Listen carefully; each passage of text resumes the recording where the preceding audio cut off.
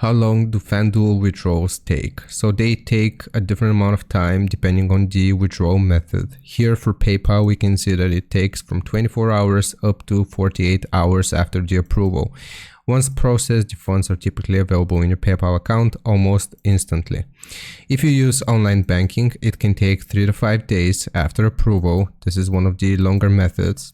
If you opt for a Fanduel prepaid card, it is going to take 24 hours after approval. If you use debit card or instant transfer, within 30 minutes after the approval. Check by mail, it can take up to 7 to 10 days. This is the slowest option. If you opt for Venmo, it is going to take between 24 to 48 hours after approval. And here are some important notes. Fanduel reviews withdrawal requests before processing, which can take a few hours to a couple of business days. Withdrawal times may be longer over the weekends or holidays, and verification of your account or identification documents could slow down the process. Hope this answers your questions. Leave a like and sub, and I'll see you next time.